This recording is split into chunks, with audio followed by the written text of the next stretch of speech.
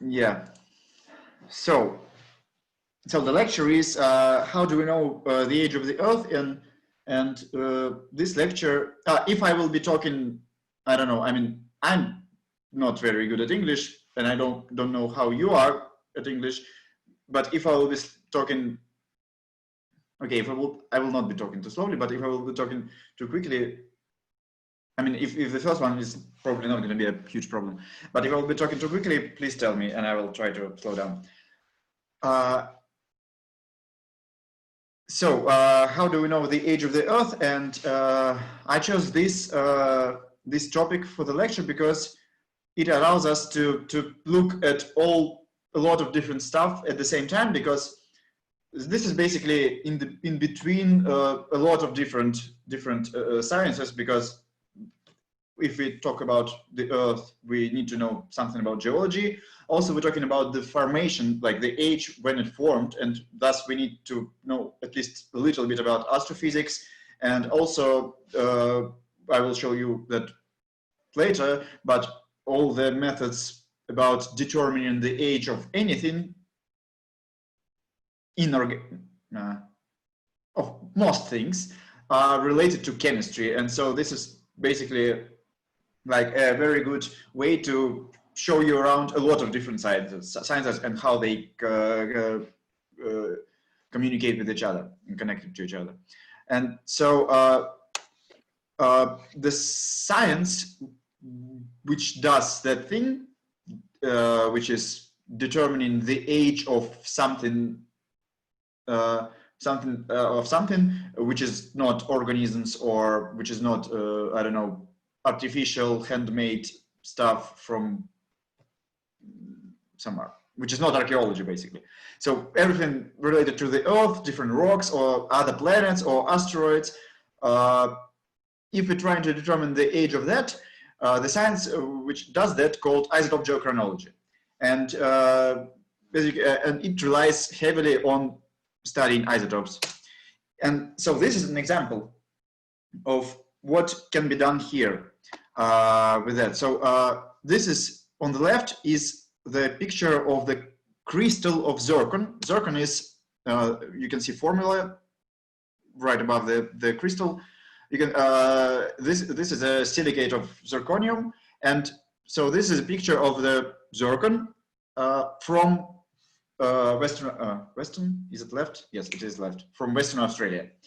And this is one of the oldest objects which we can find on the Earth, which we have dated. And so the age here is written in MA means million years, but in Latin. So this means that this crystal is 4.1 billion years ago. It formed 4.1 billion years ago. And why can we determine the age of the zircon is because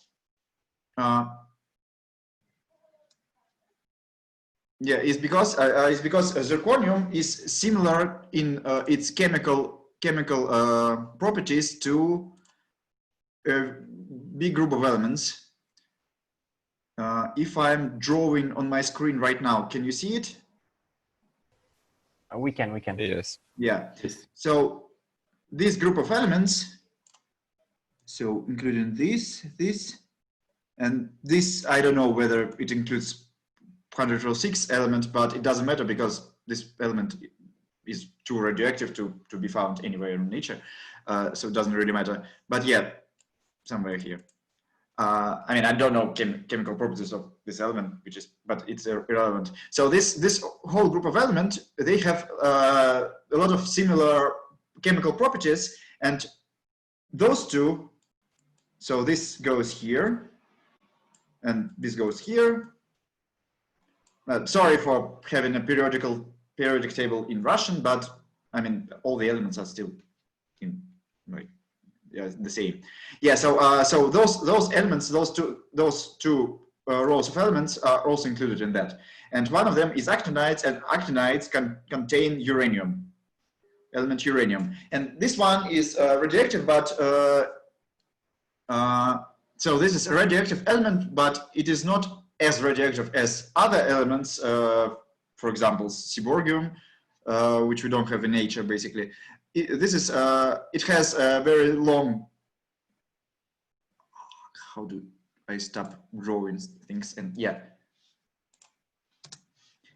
uranium. So it has very long half-life. So it formed before formation of the Earth, and it still exists on the Earth. That uranium that formed before the Earth, not new uranium, also new uranium, which we produced in colliders, but the initial uranium also exists here still. And why the reason why we can date things that contain uranium or anything else radioactive is that because the decay law for radioactive decay law is it depends on depends on time. Yeah, so we have time here. We have so this is half-life, like in the game, and also it's really weird because in the game they put this one on the label, which is decay constant, which is basically something like logarithm 2 divided by half-life. I mean, they could have been consistent, but they didn't. Doesn't matter. So we have uranium. Uranium is the element that is radioactive. We have time, we have half-life, we have some formulas, and we have lead. And lead is a radiogenic element, which means it forms this particular isotope of lead, 206, forms from radioactive decay of this particular isotope of uranium, 238. And 207 lead forms from another uranium. And we can also do that. So if we measure the chemical composition, if we find out how much uranium we have in the sample and how much lead we have in the sample, we can determine the how do you call it, the age. And we can do that not only with uranium, but also with other radioactive elements which have long half-lives. For example, potassium. So potassium 40 has a half-life of also around 1 billion years. Or for example, rubidium, which has half-life of around 43 billion years. I don't remember. Rubidium 87, but it's long. And we all can use that for determining the age of anything we want. Yeah, and so next thing, let's do exercise with that. And this is the only point in the lecture where we will need calculators. And for that, first, we need to get the formula for time.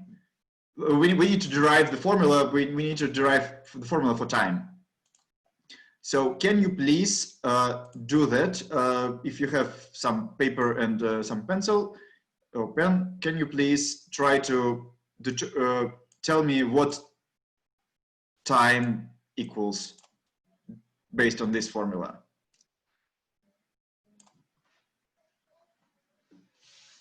Can you please do that, and I will try to do it along with you as well.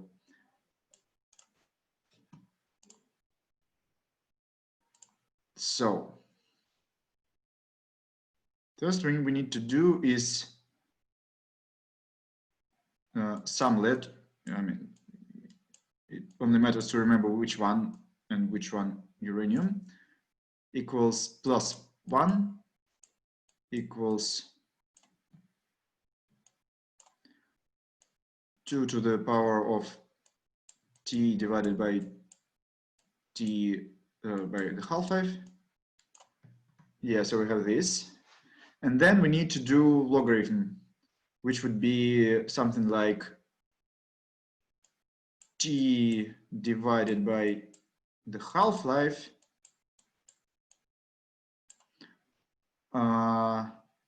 equals logarithm Okay, everybody follows me, or everybody, maybe you do that quicker than me. If you now you can ask questions right in the middle of me talking if you need to do so. I'm okay for now. Yeah, good.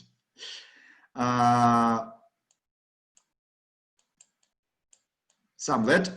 This is not any let. It just mean preferring not to write 5 signs to describe one number. Yeah. So something like this. Yeah. Right.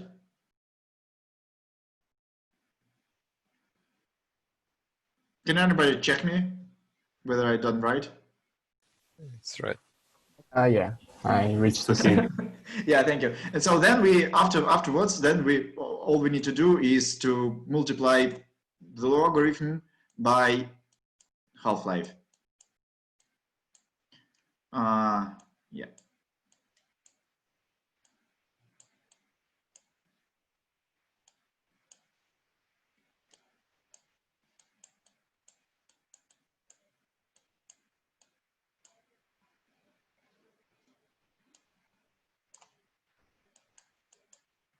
Did I? No, I didn't confuse the sign because I changed. Yeah, it's fine. Yeah. Okay. So this one we will use. Please write it down because now I will change the slide and it will all disappear probably. Should at least disappear. No, it didn't. But I still need to delete that all clear. So exercise, and so here is the data, the chemical composition basically for 4 different grains of different crystals of zircons from the same place in Western Australia. Jack Hills is the hills in Western Australia, and we have different isotope compositions of different zircon grains from there, and we need to take one of the ratios. So as you can see here, it's reported not as lead separated and uranium separated, but as ratios, which is the only way. It's related to the instruments we have. We cannot measure the amount of something. We can only measure the ratio of something. If you're talking about isotopes, it's just how it works. And yeah, and so here is the half-life of the uranium-235. So what we can do is we can use this column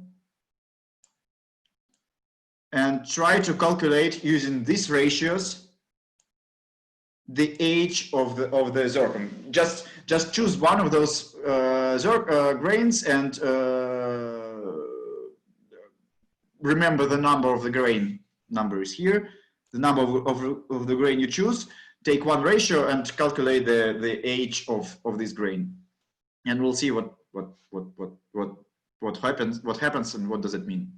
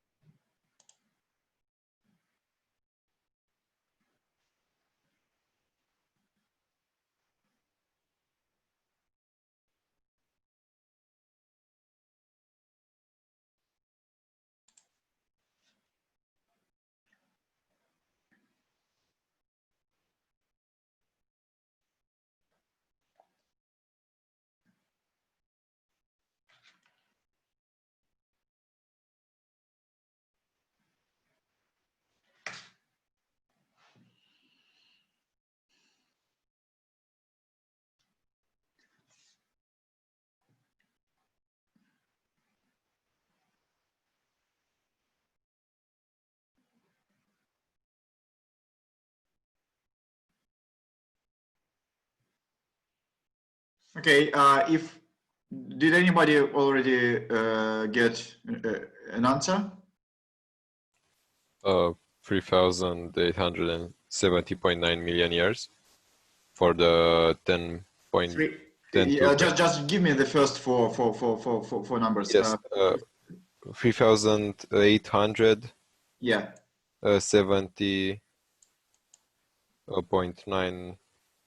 70. Yeah. Okay. That should be enough. Yeah. And the gray number is 10 to the last one.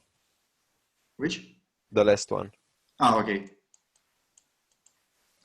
Okay. Anybody else got an answer? I got 1,942 for the first one. 1,000? 942. I hope that's right. I don't know. I mean, I don't remember all the ages of these grains, but yeah. I mean, there can be younger grains there. So this is in million years. Yeah. This is all in million years. The half-life I've given you is in millions of years, and it also really weird because if we're talking about like a period of time, we're using my, which means million years in English. But if we're talking about something that formed this much million years ago, we use the Latin name ma, mega anno, and yeah, that's why we have different units for that. But either way, so yeah, this is probably would be ma, and this also ma. So does anybody else have an answer? I do. I have 3,327.6. Yeah. And that's for grain 1, 2. 1, 2. Okay. I guess I can. Guess we should wait. I don't know, 3 more minutes, something like that, and then continue.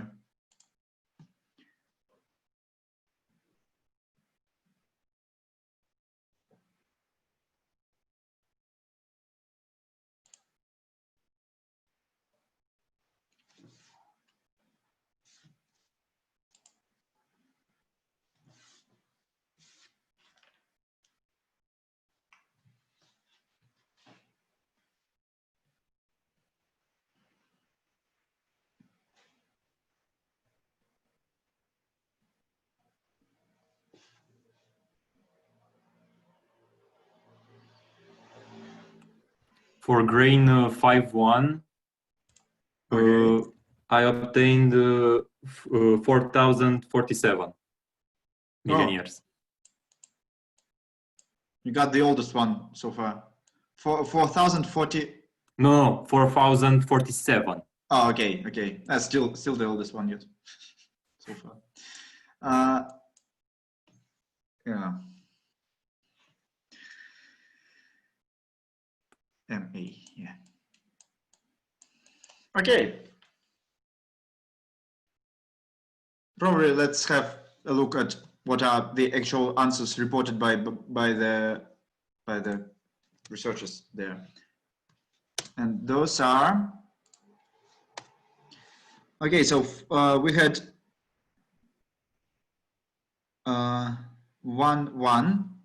Did you say to me 1 billion 1942, right? Yeah, I might have been a bit off. Oh, okay. Yeah, I mean, it might have been that I just misheard you.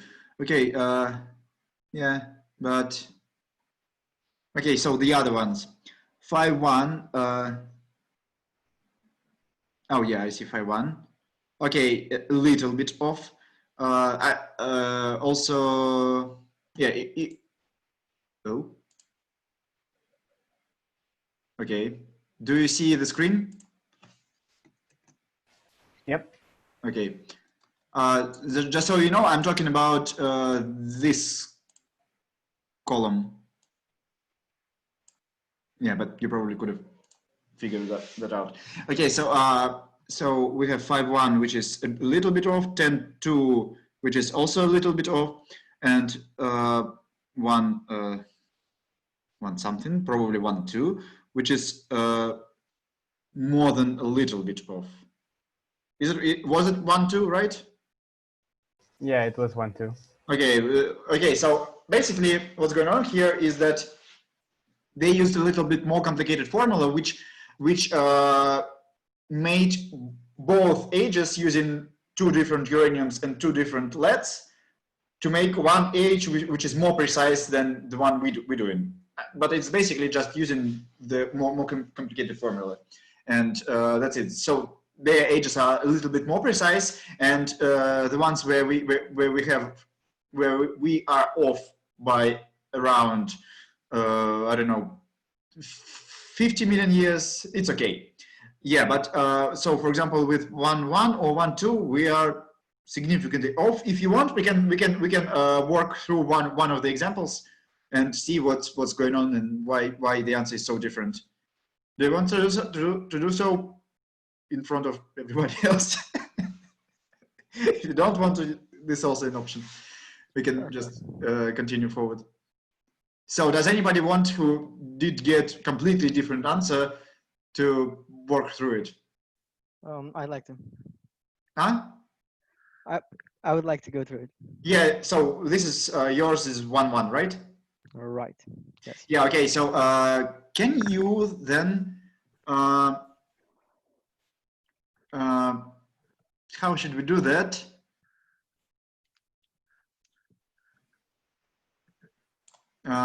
Okay, I didn't think that through, but yeah.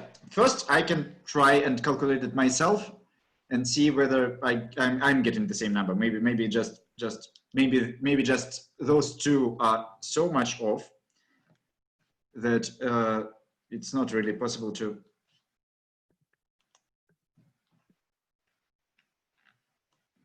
Yeah, I don't know. Okay, so now you can see a little bit more than, but I can also see my calculator.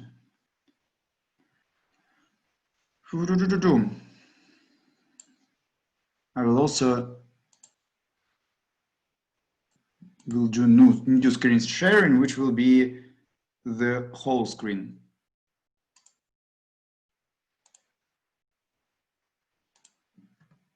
Like that. So what we had there is 1.2. It is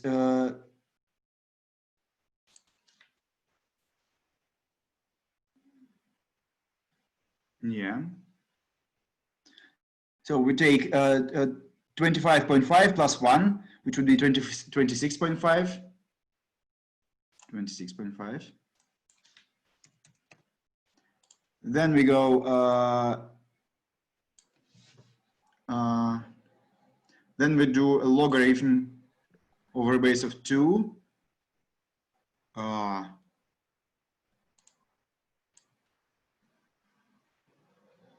Which would be, I did it on Google. Oh. yeah. It gave me 4.728. 4.728. In base 2. Oh yeah, I already did it. I mean, if you do 2 logarithms and divide them one by the other, it also works. Thank you. But yeah, okay. So this is how much did you get? 4.728. 4.728. Am I doing something wrong? 4.728. Okay, let's see. And then I'm multiplying this by half-life, which is 700.8.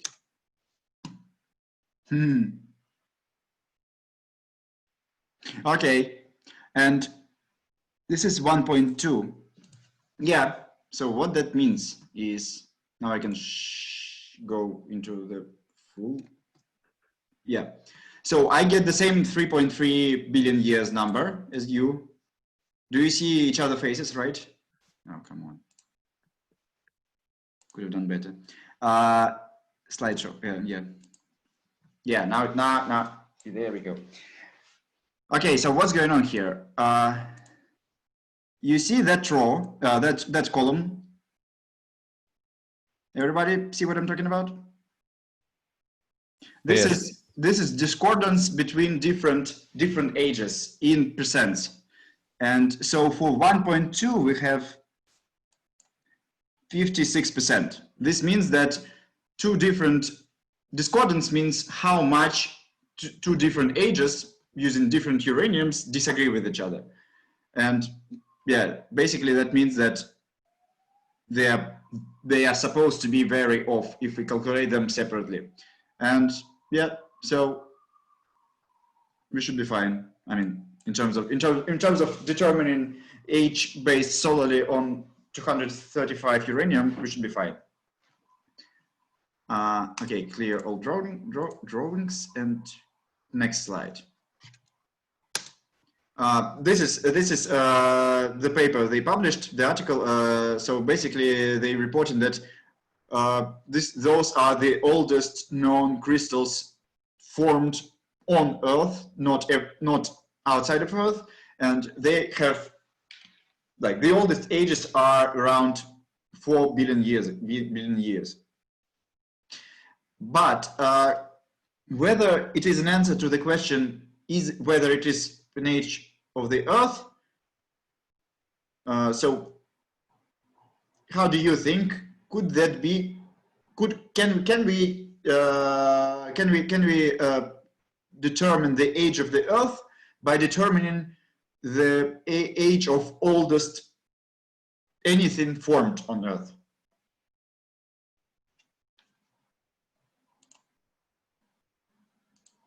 Anybody has ideas? Is it possible to do that like that?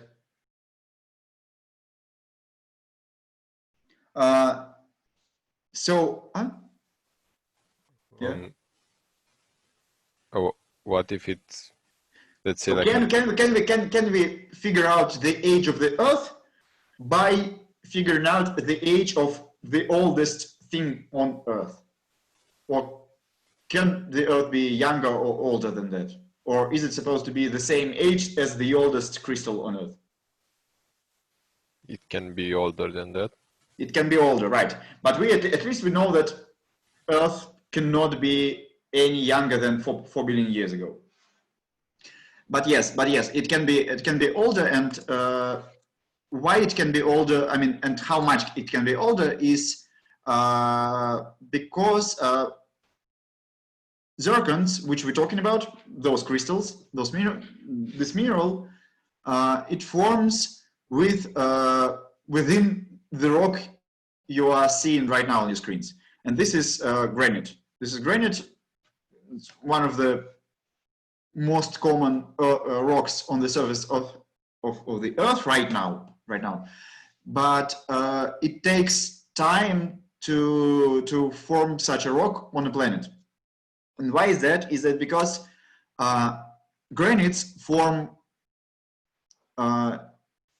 they are related to volcanic activity, or in general to igneous or magmatic activity on a planet.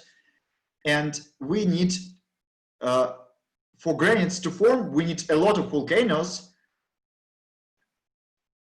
and all those volcanoes needs to finish being volcanoes, and only after that, under those volcanoes, we will find granites. So, for example, like a place where there are a lot of granites is the western coast of the South America, where the Andes, how do I pronounce that?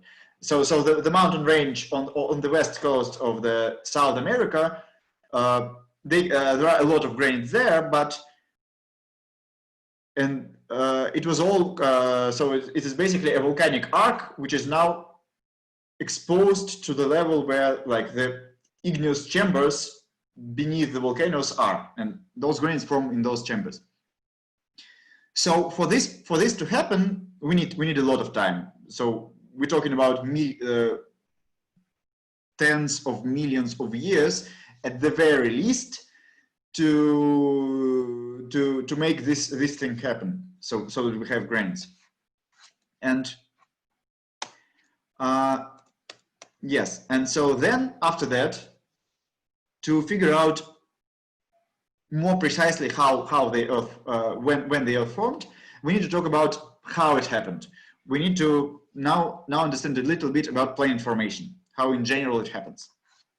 And we can observe those processes right now in the other planetaries, in the other systems. So this is what you see is a picture of a star outside of the solar system, of another star, with a protoplanetary disk around it.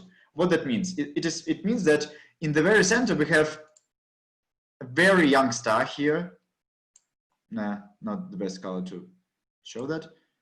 Yeah, in the very center we have a very young star here, and around that we have a disk of gas and dust, from which planets right now are forming. And for example, you can see here some kind of spiral something, and nobody knows exactly what it is and how it forms, but a lot of people suspect that those might be the places where there are gas giants right now, the biggest planets. They are so big they do not allow any dust and gas come close to them, because if there is any gas or dust close to them, it immediately falls on this planet. So they clear out area around them.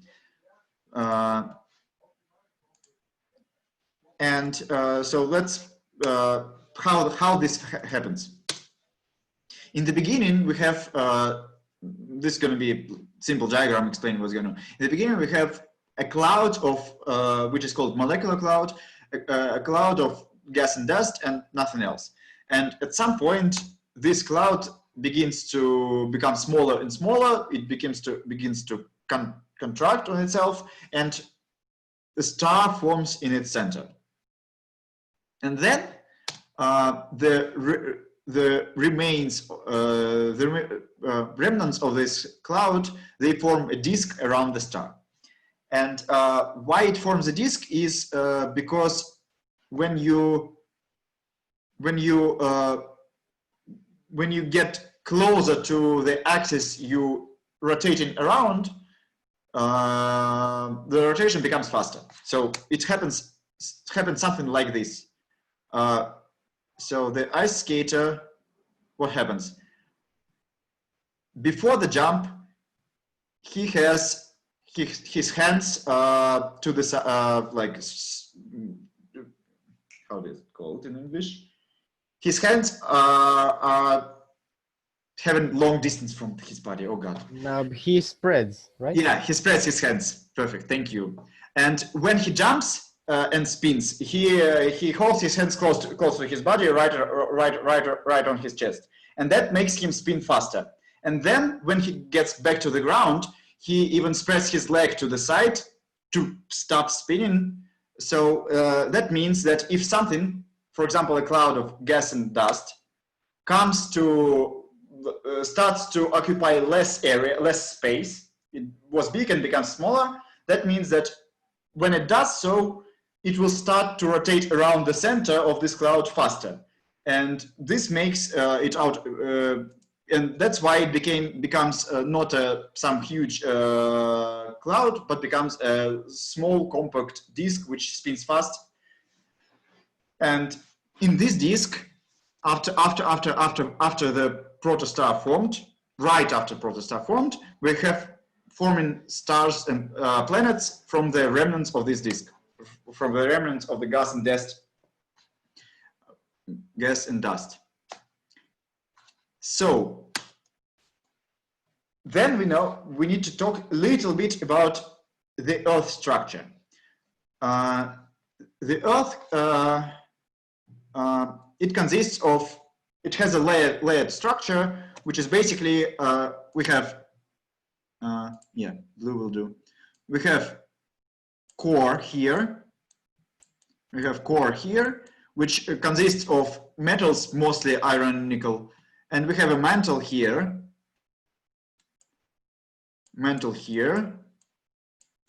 which consists of magnesium silicates, mostly. And then at the very top, we have a little bit of crust. And so, mental, if I started, I should finish, probably. So, but how do you think, when the planet forms, is it forming homogeneously as homogeneous body, or is it forming initially as a layered body? How do you think? I think it's homogeneous, and then it converges to a layered formation.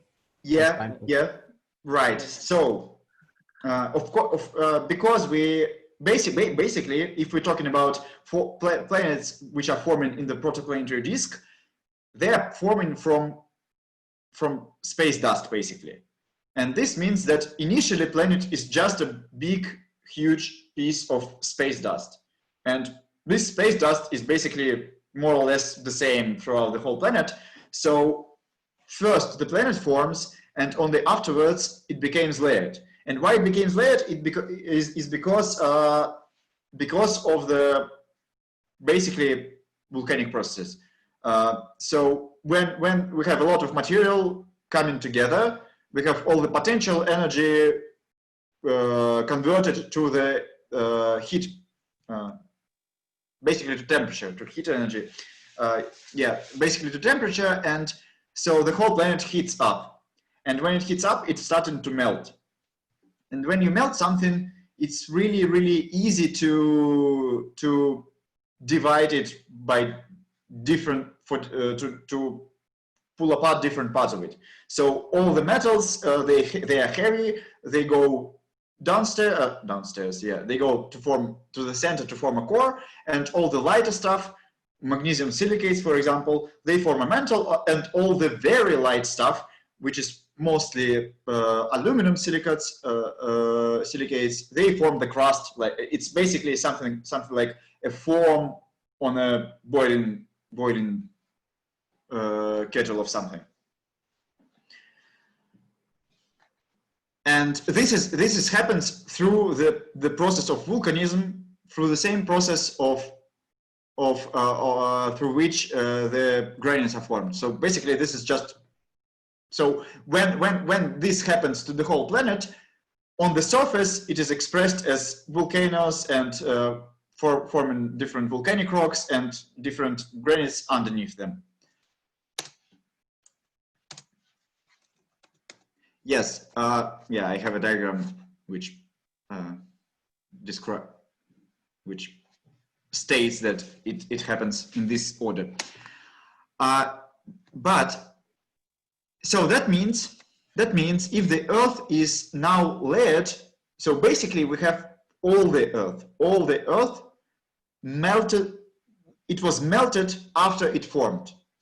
And this means that we cannot actually date the formation of the Earth at all itself, because this formula, which we talked about before, the radioactive decay law, it allows us to date not just any object. Sorry, not just any object. We can only date the moment when last chemical reaction happened to this object, and melting and differentiating the planet into metals, silicates, and different silicates is a chemical reaction. So we cannot, in principle, date something that happened before the last chemical reaction. And to the Earth, a lot of chemical reaction happens today. We still have active volcanoes. We still have a lot of young crystals, minerals, and rocks forming. And basically everything that formed on Earth initially It doesn't exist in its initial state right now. So we need to find the leftovers. This is really easy, simple diagram. We need to find leftovers of the dust from which the planet formed. The planet, I mean the Earth. Oh, come on. Yes. Now I can clear it all. And those leftovers, does anybody have any idea what those leftovers are? Where we can find them? Asteroids. Yeah, basically yes. But it's way more easier. I mean, yes, asteroids are those leftovers, but it's way more easier not to fly to the space and go to the asteroid and pick it up, but just wait when small piece of an asteroid falls on Earth on itself. This is Chelyabinsk meteorite, and this is Orthodox Church in Russia, and this is, yeah. It's not meteor. Yeah, we have different terms for that, and this is not meteorite, this is meteor. Meteorite is a piece of rock which is already on the ground, and when it's in the air, which it is on this picture, it's called meteor. And when it's in space, but it's destined to fall on the ground, it's meteoroid. Yes, we have a lot of different terms, which means basically the same thing, but still. Meteorites. And let's talk about different types of meteorites, because not any meteorite is a remnant of this protoplanetary disk. We have different types of it. And those two different types are called primitive and differentiated. And let's start with differentiated. They can be of different types, and here you can see 3 of them. Stony meteorites, iron meteorites, and stony iron meteorites. And just for you to know, it's not a actual classification of differentiated meteorites. It's not how researchers do that, but it's just an easy way to explain what's going on there. So it's not an actual classification which we rely on when we study things. Just for explanation. So stony meteorites, they consist basically of silicates, and they resemble very much a lot of rocks which we have on the surface of the Earth. So this is very close. So this is basically representing a mantle or a crust of another planet or big asteroid. Iron meteorites, they consist of iron and nickel, and they represent the cores of another planets, or usually not planets, usually big asteroids. And stony iron meteorites, those have complicated story, and everybody kind of thinks that they formed on the boundary between the Earth, between the mantle and the core, but it's not yet proven. So basically nobody knows how they formed, but yeah, we have them. So that means, so why are they called differentiated? Because the process when the planet or big asteroid melts and forms core, mantle, and crust, this process is called differentiation. And so basically differentiated meteorites are samples from some celestial bodies, planets or asteroids, which has gone through the process of differentiation. That's it. So we can also, so basically all the terrestrial rocks we have here on Earth, they're also differentiated. They're just not meteorites because they do not come from space. And the other type of meteorites we have is primitive meteorites. And primitive meteorites are usually called, all of them are called chondrites, which you can see on the top part of the screen. And chondrites means that they contain chondrules. These round things are called chondrules, and it comes from Greek, and it means a grain. Yes, so this round thing, this round thing,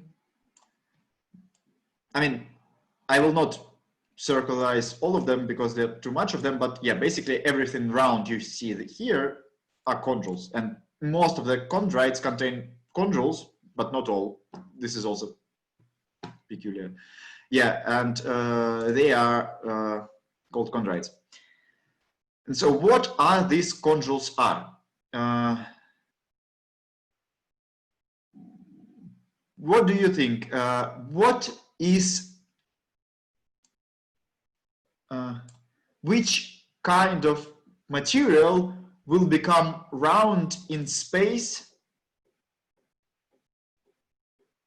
every time it happens to be in space?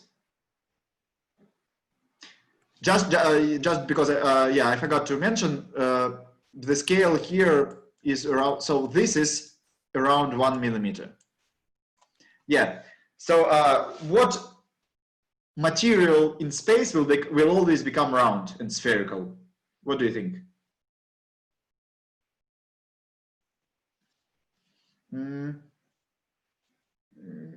If you, so what will happen to the water if it will go to space? Can anybody answer? What will happen to water if it's in space, in zero gravity? It will form into small spheres. Yeah. The drop of water in space will not be shaped like this, because this shape is because it falls that way. But it will just form a round object like a sphere. So, but of course, here we're not talking about water. Here we're talking about some also silicates. So we need basically melted silicates in space, and so basically those are drops of lava which were flying in the space, and then they solidified in the space, still around, and then they were incorporated into the meteorite. But of course we cannot directly call it lava, because lava comes from volcanoes, and this did not come from volcanoes. This was something that formed in the protoplanetary disk in space on itself without any volcanoes involved. And how did it form? So you can see here between chondrules, we have some very fine black material. Fine, I mean, like the size of the grains is so small, it's fine grained. Yeah.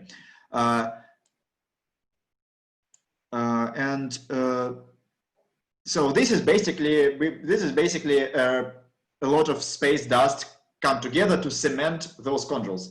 And what most of the scientists believe right now is that we had this huge disk consisting of space dust, and in some parts of this disk, the temperatures were high enough for this dust to melt and to form little droplets of the melt and to solidify afterwards in this shape. And we have another thing in the chondrites, for example, one here, this white stuff here, which is not round and which is not space dust at all. Or for example, here. Those are called refractory inclusions. And refractory means that they consist of material which is very hard to melt or evaporate. And also, this form is obtainable due to crystallizing directly from the gas. So it was not even melted, it was definitely vaporized, but still it consists of elements, of chemical elements, for example, calcium and aluminum, which are very hard to evaporate. And they are believed to be formed during the first thousands of years of the existence of the sun. So when the sun was very young, it was also very hot, and very close to the sun there was a region where there were a lot of dust, which was hot enough to evaporate. So basically in this region we did not have dust and gas. We just had gas, But this gas was not like usual gas of hydrogen, oxygen, carbon, nitrogen, whatever. It was a gas of even calcium and aluminum. And after it became cold, we had those refractory inclusions to be incorporated, to be included into meteorites. What about time? Yeah, we're going a little bit slow, but not a big deal. I hope you're okay, even though it's late. Yeah, so, and now let's see what we can get from meteorites in terms of the age of the Earth, or age of the anything on the Earth in the solar system. So here we can see the use of the same, so here we can see use of the uranium-lead system, where we have different uraniums producing different leads. And here we can see exactly that they use both systems. We have one lead 207, which forms from 235 uranium, and the other one lead 206, which forms from 238 uranium. And as I said before, instruments cannot measure isotopes on themselves. They can only measure ratios. And just for the sake of measuring any ratio, they measured ratios over 204. It really doesn't matter a lot which exact ratio we're going to measure, but we only can measure ratios. And so here we can see the line, which is called isochron. And this means that on this line, there are samples which formed at the same age. And so if we have on these coordinates, if we have a lot of samples plotting on the same line, so we have this sample, this, and this. If we have 3 samples plotting on the same line, that means that those samples formed at the same age together. And what are the samples they studied here? Those are just different types of meteorites. They're just different types of meteorites. And so I think those are, so they contain both primitive meteorites and differentiated meteorites and just everything, every type of meteorites. And that's it. And they obtain age of 4.5 and 4.55 billion years. So basically that means that this is an average age for all the planets and all the asteroids and all that. Because they took differentiated meteorites, of course they cannot tell anything directly about any particular planet, but they can say that in general, planets and asteroids and solar system formed 4.55 billion years ago. And just to, I want to turn your attention to the fact that this is 1956. So this was published 1956. And before that, we didn't know the age of the Earth the same way we know it now. So this is, so how much is it? 64, right? 64? Yeah, 64 years ago. So 65 years ago, we didn't know the age of the Earth. Okay, maybe this guy, Patterson, he knew the age of the Earth because he already measured it, but not yet written an article. Okay, but 66 years ago, nobody knew the age of the Earth.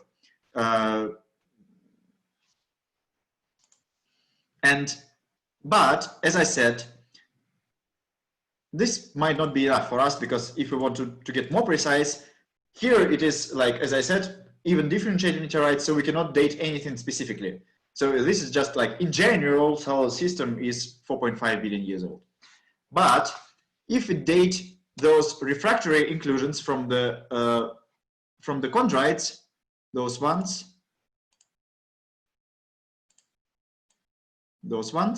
if we date those, then we can try to determine this very, very short period of time. So those are the pictures of many protoplanetary disks. And so basically, we can date the short period of time when this protostar, but not this particular, the protosun in the solar system was hot enough that this material here could have been hot enough for even to calcium and aluminum to be melted. And so we get, yeah, this is just picture of calcium aluminum inclusion here and different chondrules under microscope. Yeah, just for the sake of it, because it's nice. Yeah, so here is these refractory inclusions taken apart for different parts, and on the same diagram with the same coordinates, it also forms a line. And this line corresponds to the age of 4 million years, 4 billion years, 567 million years, 350,000 years. And this is the best precision for the age of the sun, actually, not the Earth again, but for the sun, which we have now. So this is how precisely we know the age of the Earth, plus minus 300,000 years. I would say it's not that bad, considering the fact that it happened more than 4 billion years ago. And it's, yeah. So and this is this number is considered to be like the actual age of the formation of the sun. So we know that sun formed very shortly before this could have happened, and this can happen only in a very short amount of time right after the sun formed. So this is the best we can get, and this is all for the sun, and this is also the best we can get for the Earth, because as I said, we cannot actually directly date Earth, but we know that the planet formation, it all happens within several million of years. It should have happened no later than 5, maybe 6 million years after the sun formed. So this is right now the best we know about the Earth and its age. And I think this should be it. Yeah, thank you very much for your attention, and you can ask questions now if you want to, or if you have questions later, you can send them. You can either ask through the organizers of the lecture or send your questions to my email, just if you want to ask something, or you can ask now. Yeah. I believe I can see your hand raised. Yeah. From a colleague of mine. Yeah. Hi, I don't know if you can see me or if the camera is really tilted down. I cannot. Oh yeah, yeah. Yeah. I'm not sure. Hi, Georgy. I liked a lot your lecture. I mean, I'm studying the planetary formation, and I still learned something. So I like it a lot. That's something for you. Maybe one thing to add, maybe it's just a more exotic vocabulary, but I think that the students are already followed very well already what you said, because they followed the exercise. So I was also doing my numbers here, and I got more or less the same, but I didn't speak. So, but one thing that is useful to say, taking from what you said, is you correctly said we cannot see anything else before the oldest rock on Earth, because the Earth was molten, right? So we don't have signatures for that. The state of this is actually very difficult to understand what happens, and that's why a lot of models are being used to understand what happens there. So what Georgy showed you today is actually maybe the limit of what we can find with direct observations, such as the samples, and where the computational simulation starts. And believe me, that's a very important frontier. So if you wanna, like, let's say, look into science from that part, at some point you have to start doing simulations and try to, make more hypotheses, right? Yeah, basically, so it's always connected. Yeah. Yeah, but just to add, I mean, basically, right now I work at the research center, which is called Center for Star and Planet Formation, and we study planetary formation and also star formation from all those different perspectives. So we have a laboratory which does meteorites, where I am. We have a laboratory which does observations of other protoplanetary disks. We have a laboratory where they do a lot of computational astrophysics and try to figure out which models work best to form the solar system and other planetary systems.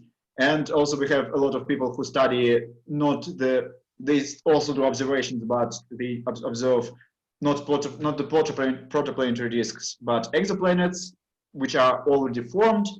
And we also have guys who do Martian rovers. Yeah, so basically every approach, if you want to understand something about this field, this field, you need to get as many approaches as you can.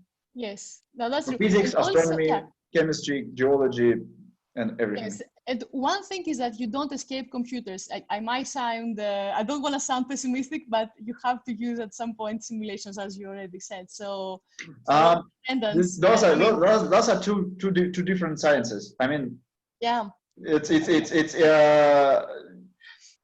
it's people usually do. I mean, we have a lot of different laboratories, and usually people do only their parts. I mean, people. We have a lot of collaboration. We work together. We help each other. For example, if I will need some simulation, somebody will help me with that. Not help. They will do that, and I will just rely on their results. But yeah, it's too hard to learn how to do one thing. So nobody tries to do more than one usually. well, I expect that the generation of Yeah, these students, I mean, these students will know, like in 10 years, they will be so much more ahead than us. So I'm just thinking that maybe we still can. No, it's I mean, nobody. So I'm studying there right now, and nobody tries to teach me how to do computational astrophysics, but everybody tries to teach me how to understand their results and to understand what's going on. So I mean, nobody expects that not an astrophysicist will do astrophysics, but everybody expects, if you want to be a good cosmochemist, to understand astrophysics in general, at least as well. That's how it is right now, at least. Maybe I don't know, in 50 years there will be only will be Newtons who do everything, and might be different. Yeah. But yeah, I didn't want to hijack your lecture. I just I like it very much. I mean, it's actually a very, very interesting point, because I mean the part. So here in this lecture, the thing I said about that the Earth could have only formed within 5-6 million years after the Sun formation. It comes from both models, computational models, and from also observations, but different kind of observations. And maybe the part about yeah, sorry, please. And the part about refractory inclusions forming only within a very short period of time also comes mostly from models. Yeah. Maybe that's a comment for the students to hear as well. Can you tell us how easy is it to get your hands on a meteorite as a scientist? It's usually very hard. I mean, why is it so? Why is it hard? They are rare. I mean, they're rare. Science. So, for example, the sample I am studying right now, it costs something around several thousands of euros per 1 gram. No, not 1 gram, 1 milligram. Sorry. Must be less. Yeah. So it's like something like this costs thousands of euros. Yeah, and okay. And can't you return it back? Like, can't you just borrow it and give it back? No. To measure isotopic composition of the sample, you need to destroy the sample.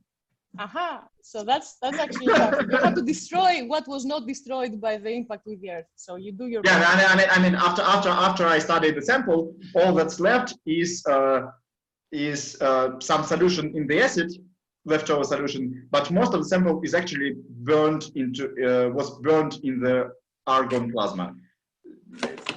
and so it basically went to the atmosphere somewhere. I don't know. I mean, basically there is no meteorite left after I studied it. But there are different ways to study meteorites. But yes, if we want to obtain any data on age, for example, we need to destroy things. So studying is dangerous. Huh? Science is dangerous. Yeah, yes. I mean, it's not like it's dangerous, but yeah, we take a lot of risks, and the price to pay if we, I don't know, just spill one container with one solution, it's usually very high. So, for example, yes. For example, a week ago, I was having a very bad day, and like I was very clumsy all the day, and I spilled 1 milliliter of the solution accidentally, and this 1 milliliter costed around 90 euros.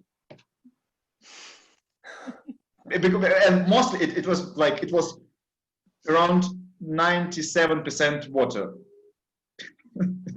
Still it costed around 90 euros, yeah. Also it does not include the price of water, because the water to clean it that much so that we can use it for studying meteorites. Yeah, okay, I spilled more than 90 euros, yeah. Still, this is sacrifices that have to be done, I guess. So Yeah. otherwise we would put robots to do it, and no, we need the humans, right? Okay, thank you for comments. Any other questions? If you have any other questions or any other comments, I'm open to it. First of all, we would like to thank you for doing the lecture, and Gabriela, who is here for organizing it. Are you here? Can you? Yes, I'm here. Thank you very much for the session. Very interesting, and I love the interaction and fascinating subject. So thank you very much, Georgy, and Thank you. to all the First Tech Challenge teams, students who attended. Thank you. Thank you.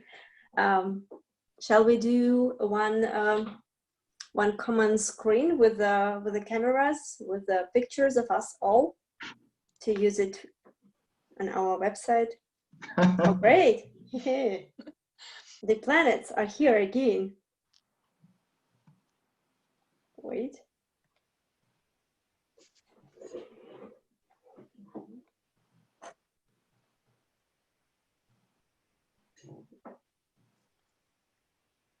Great, thank you. Thank you, Nastia. Thank you. So I believe we are done for tonight. Thank you for joining and for doing all those math tasks with us. And we wish everyone to have a nice evening now, right? Yeah. Yeah. Oh, Thank yeah. you for having also. us. Yeah. Thank you for having us. Thank you. Thank you. Thank you. Bye. Thank you. Bye. Bye. Thank you. Bye.